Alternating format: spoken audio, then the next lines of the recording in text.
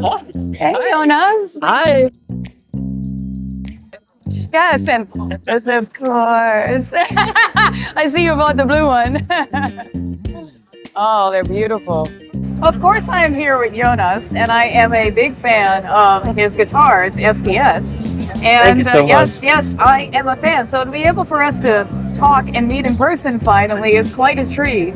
One of the things that distinctly I like about Jonas's guitars is the pattern of which he has those shapes into the wood. The inspiration for those designs, where did they come from? Yes, it all originated in a traditional Japanese woodcraft that basically created this pattern, and I took it and transformed it into a guitar top. So I had to enlarge it a little bit, had to change the process a little bit to actually make it a full-fledged guitar top. But it is made of individual pieces. So that is a single piece of maple between walnut veneer. And so I have a process to actually build a block of that pattern. So if you look at the side profile, it looks like this. And then I cut off strips that I put next to each other to fully lay on top of the guitar to create the guitar top. It has a normal thickness that you would expect from a guitar From top. a top, yeah. And it has this contrast line of walnut veneer underneath it as well to have a nice look, yeah. But maple lends itself so nicely to being colored. Yes. And what better color to choose than blue, right? Of course, Yeah. it's my favorite. Is it? Oh, you So- are not alone. The design elements themselves, they follow this pattern, the hexagons, and I try to recreate even that even in the fret yeah. markers. At the edge of the fretboard is hexagon, but I have to have there, the yeah. cutout.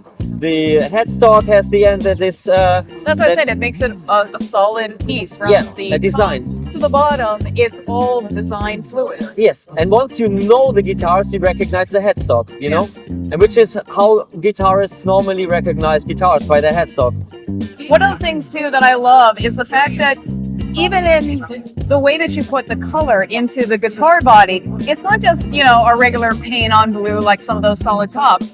The way that you're doing it in this style, it almost gives this kind of three-dimensional in the way that the light hits it. Can you tell me the process of that? Yeah, so basically, when I do the pattern, the fact that all the little parts are oriented differently, but repeatedly, creates a three-dimensional effect because depending on how the light hits it, it reflects it. All the Yeah, I pieces can with the see it same now. orientation Yeah. reflect at the same time. So once you move the pattern in the light, depending on how it hits it, Wow. yeah, that's when it changes how you perceive it. Okay, That's and that is true. only created by the fact that I really puzzle these together, so to say.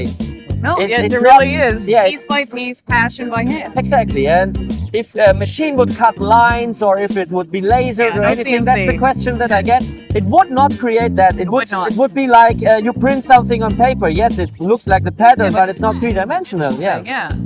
And so this gives a really three-dimensional look. And the colors that I use are basically water-based stains or dyes, depending Yeah. on how you may call it.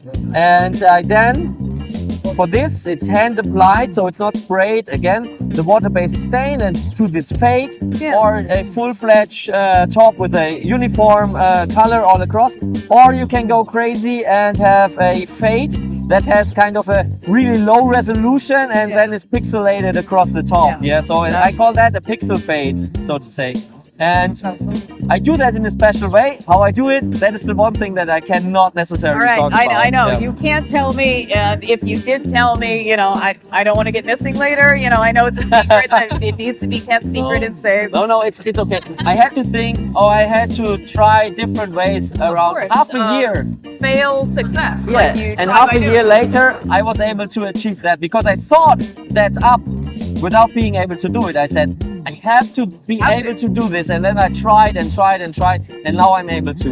And as it's only a natural oil-based surface treatment, the first coat sinks in really deeply and hardens the whole surface. But it's rubbed on, so it is really tough to do it in a way that you don't get the color from this one rubbed into next one. Yeah, that is. Also with Henning's guitar, the purple and the turquoise, They just wanted to They somehow wanted to like mingle, yeah. and that is tough, and you have to really be careful because the color is applied when the whole body is finished, it's sanded, everything is beautiful, and so there is no room for errors. And so once I did the coloring correct, there's no room for errors when I apply the oil.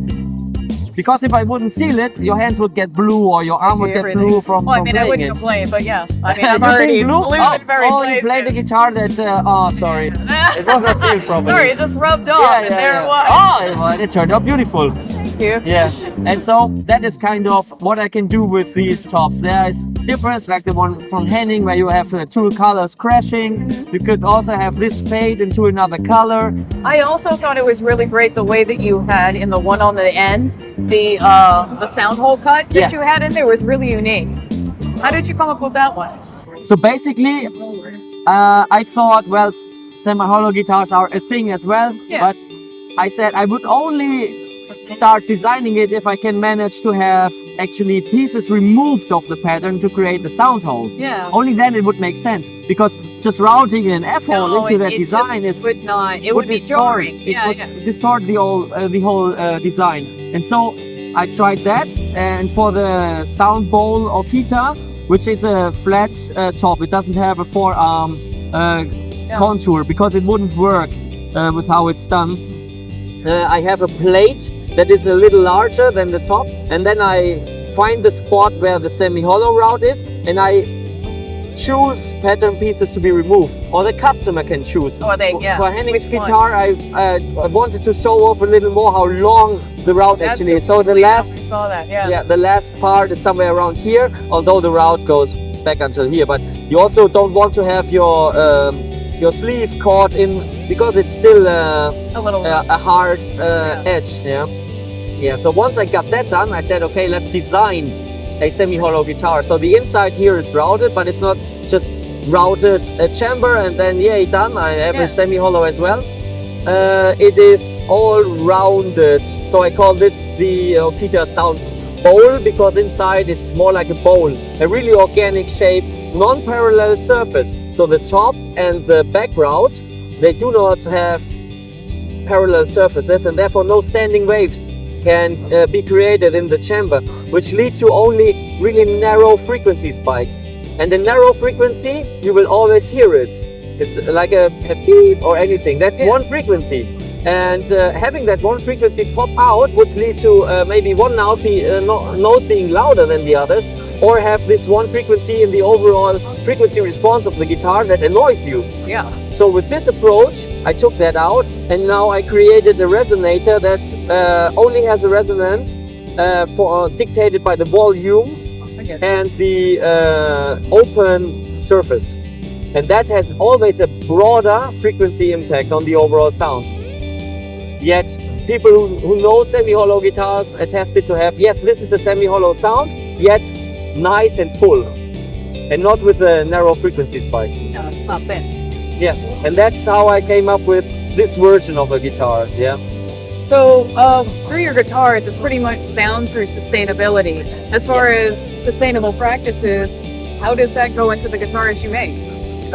For the guitars, the sustainability in the components and the wood And the construction, and the finish and water-based stain and everything, so it's not polluting the environment. And as I built them as high-end as possible, because a high-end guitar, that's the basis for being long-lasting, and long-lasting is always more sustainable.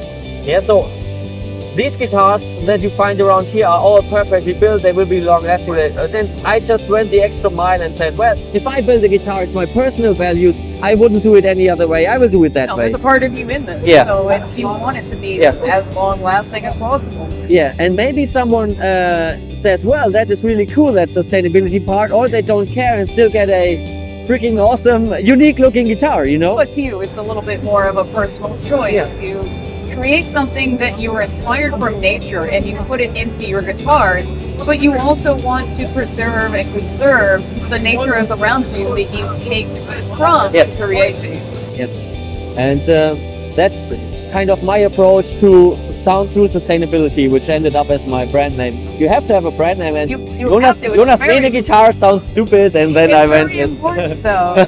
Yes. No, Try thank to you be so much. recognizable. I appreciate the time spent, and it's really good finally So seeing in finally, person. finally, I know. such an honor. Thank you so I will much. always be a fangirl because this is just so incredible. Just the attention to detail and all the thought process that you put into these. It really shows with the craftsmanship, and to see it in person. Besides Hennig's, but of course, you know, I'm more particular to this pixel blend. Yeah, It really nice. is beautiful. Thank you well so much. done. Thank you so much. And if you're going to the NAMM show this year, which is January 21st through the 25th at the Anaheim Convention Center, definitely swing over to the Boutique Guitar Showcase area and check out STS Guitars. I'm sure Jonas is going to wax poetically about the guitars he's bringing this year. I've seen a few of them, and I am already excited about maybe taking a few over to the Whisper booth. I swear, Jonas, that I am not going to run away with the Sumo this time, like I did last time. But yeah, if you are a content creator, if you are anyone that loves to see new and cutting-edge design into guitar building, I definitely think he is the person to watch going forward, and definitely go over to his booth and hear him enthusiastically talk about his guitars. I definitely recommend it. So, until the next time we meet, be the good you wish to see in the world, be excellent to each other, and be seeing you. Also, though, if you're new to this channel, allow me to tell you some details about it and how you can help it grow. Subscribing to the channel is one great way to help, as well as sharing it with your friends and laughing together watching the animated silliness we get into while exploring effects pedals and creating original music with the house band. A monetary way you can support the channel is through Sweetwater affiliate links, as well as Patreon. So thank you, honestly, from the bottom of my heart. I would not have gotten this far without your encouragement and support.